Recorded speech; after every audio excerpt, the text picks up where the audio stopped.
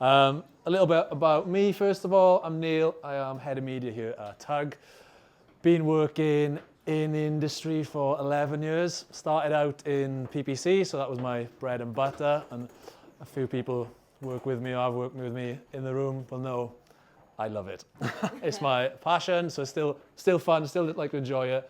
But I have diversified quite a bit over the last few years into other online channels, performance, did branding as well, and offline channels as well.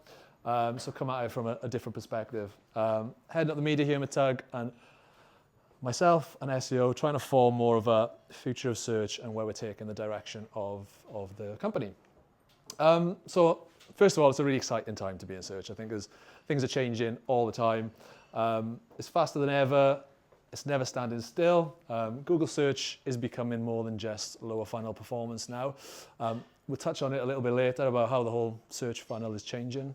But it's driven by a lot of AI's understanding of human curiosity now, as opposed to keyword targeting. And yeah, consumers' ways of searching are constantly changing. They're more natural and they're getting satisfied a lot quicker. For those of you, I don't know, hands up if you were around 11 years ago in PPC. All right, so a lot of you will remember the first one with 10 ads down the side. And when they took that away, it was pretty scary. We didn't know what to expect. Then smart bidding came, another scary change, and so on and so forth. And now we've got demand gen, performance max, AI max. And the theme of these changes tends to be the same. It's hard at first, messy in the middle, and kind of gorgeous is the right word, but gorgeous at the end is the quote. So yeah, the theme is the same. I think when it comes, it's quite scary. We're all a bit shaken up by it, like what's the change? How are we going to adapt to it? And we find our own ways of working with it. We find our own testing, our methodology, and ways of making it better. And obviously at the end is growth for our clients, is increases in performance, is incrementality in what we're trying to drive, which is really important. So yeah, there are changes to the ways people are searching. There's many changes. I've picked out 3 for us to talk about now. Google Lens is really important. It's changing things. There's 25 billion queries a month, and 1 in 5 of those tend to be commercial intent, which is great. And then the younger audiences are using it a lot more as well. On top of that, we got AI overviews, which I'm going to touch on quite a bit over the next few slides. 2 billion users are using AI overviews on a monthly basis. It's the most popular generative AI tool. I know we've got lots of other ones, ChatGPT, Gemini, but I think AI overviews has that authority, that brand authority, because when we think of a searching, we think, let's Google it. It's that brand authority. You go to Google, so that's why we're going to see the most developments in this area. And then AI mode, probably the one that isn't doing so well, I guess. It's the conversational flow has increased the searches per session, but 50% of people who have used it have never come back to search again. So again, it's a bit of an issue around adaptability and take-up within the LLM marketplace, I guess.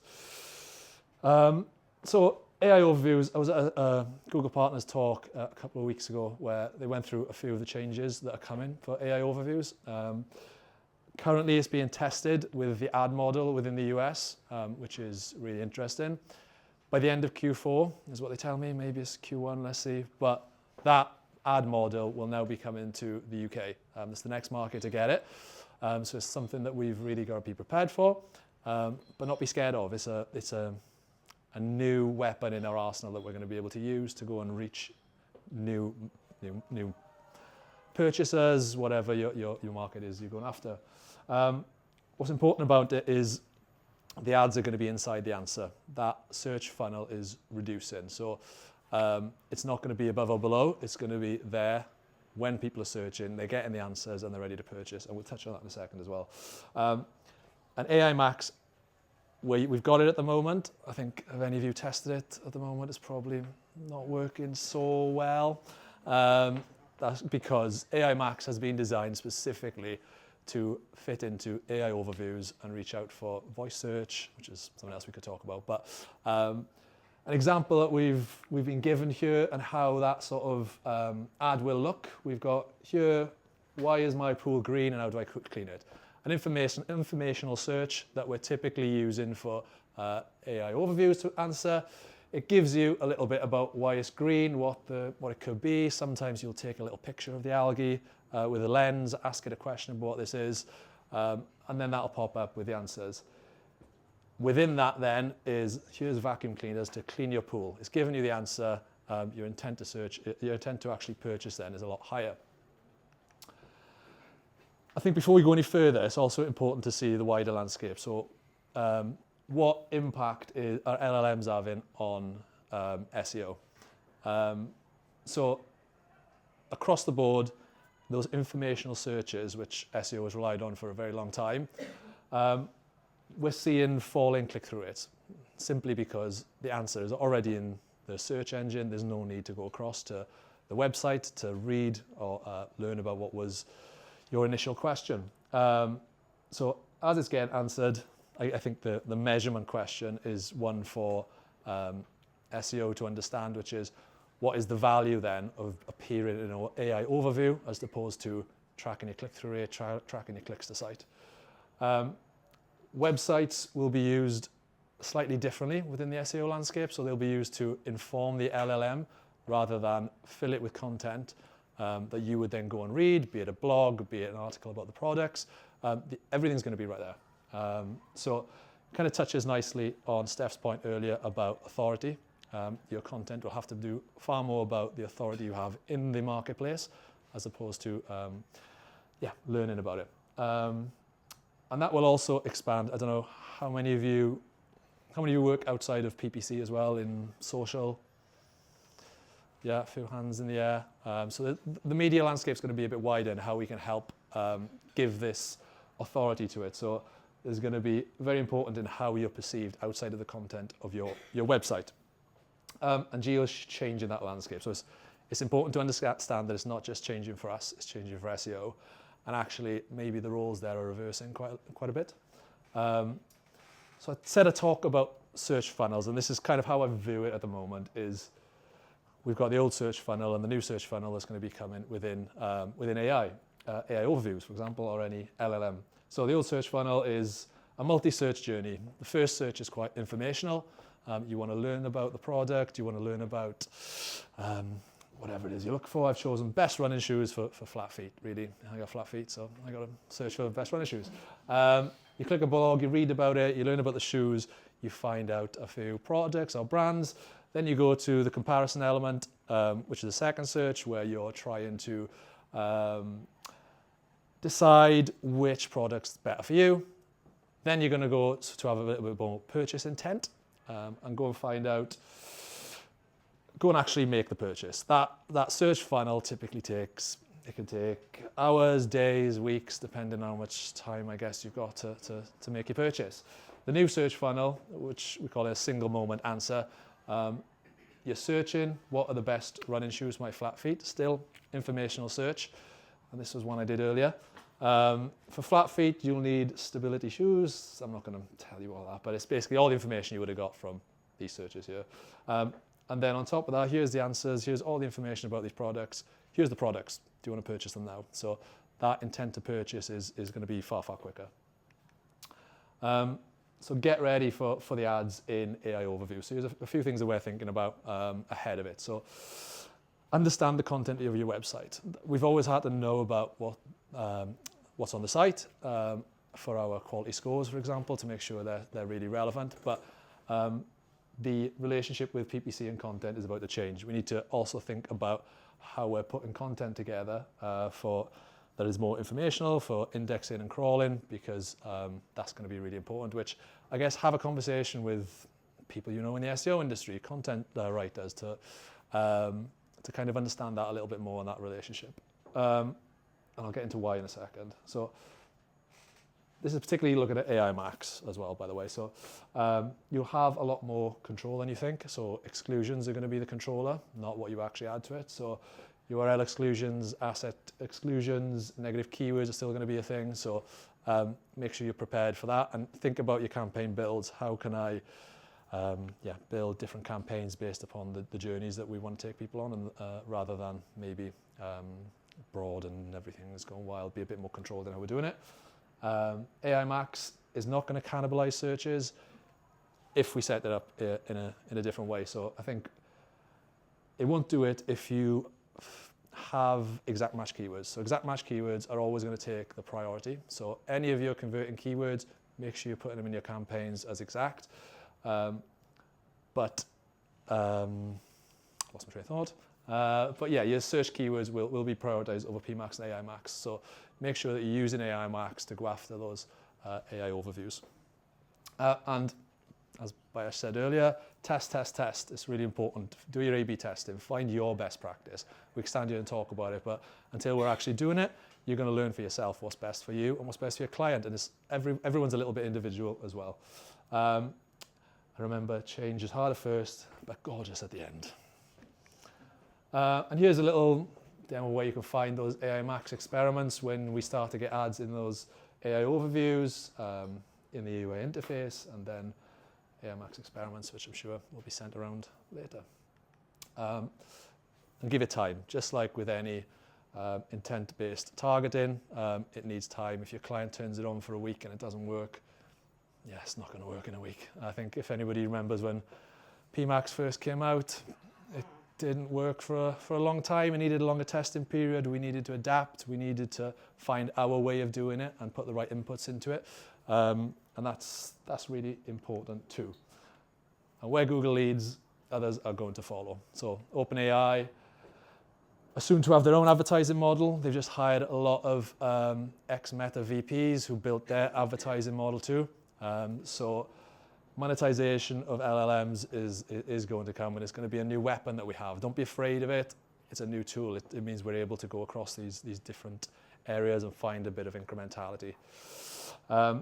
And obviously a little note there, it only has 2.1% of the market, ChatGPT, which isn't massive. Obviously, it's still way behind Bing, for example, so it's not an absolute priority right now.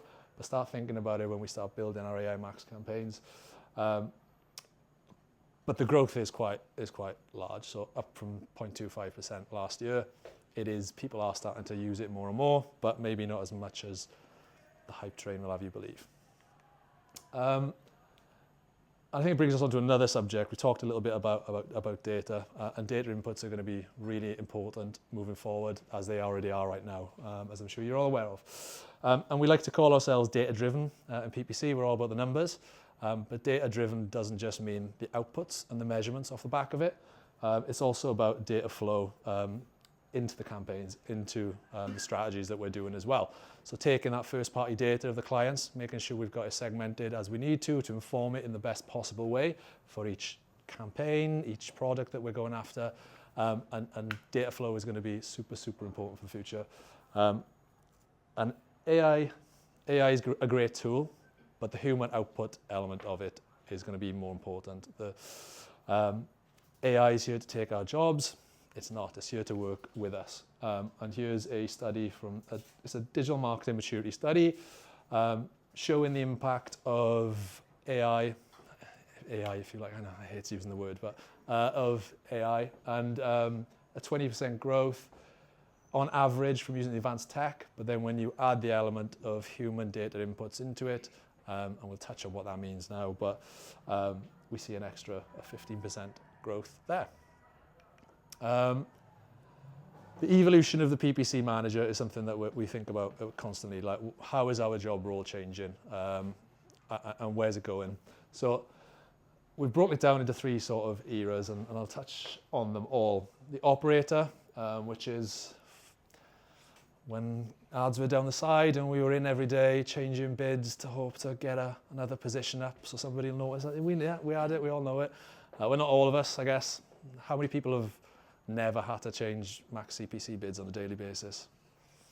Yeah, there's quite a lot, right? So yeah, that was the operator era, and the success of that was who could operate the machine the best. The manager era is we gave up that manual bidding element over to Google's AI and the bidding strategies, but we still manage the keyword, the ad groups, the ad copy. We were the managers of AI. We are heading towards the strategist era, I guess, whether we kind of like it or not. And what does that mean? It means keywordless bidding. I don't know how far we are away from that yet, but we've got lots of tools now where we don't put any keywords in it. We've got PMax, we've got Demand Gen, AI Max is using it. Yeah, and those AI generated assets, we provide those strategic inputs, the goals, the audience signals, the brand's creative direction, and there's many other layers to that as well. But our job isn't to operate the machine anymore, is to teach it, to help it to learn, to drive it into the right direction that we can get the best performance. And a lot of this, I've put here, a lot of this depends on your clients. So a lot of this depends on data maturity. So how mature are your clients? How far along the scale are they? How much do they understand their own first-party data? How much can they break it down and give it to you in the areas you want it? So I think we've got to get a lot more comfortable with having that conversation about data, having that conversation, being a bit of a link from the marketing team to the data team. That's kind of where the future of managers probably is. And it depends on budgets as well, right? So some of your clients will have lower budgets. They're not looking for incremental growth right now. So yeah, so that's how we're kind of envisaging it. So I guess a few takeaways. Don't be afraid of the change. It's a new weapon. This whole AI overviews, LLMs, they're going to be a powerful tool for us in reaching people in a different way when they're ready to purchase, when they've done their informational research. That funnel is collapsing a little bit in terms of search, not in terms of the whole marketing place. You know what I mean? It's going to help us to reach more people when they're ready to purchase. Be ready, adapt, test, learn. As our second speaker said, remember, change can be gorgeous, obviously. And website content is going to be very important. So try and build a relationship with it. Try and understand how SEO have been developing content. I think the roles are going to switch. And that's going to be far more important for us in the future. And how humans and AI work together is going to be what sets us apart. So think about that. Don't be scared of it. It's not going to take our job. Thank you very much for listening, and I'm looking forward to chatting to you later.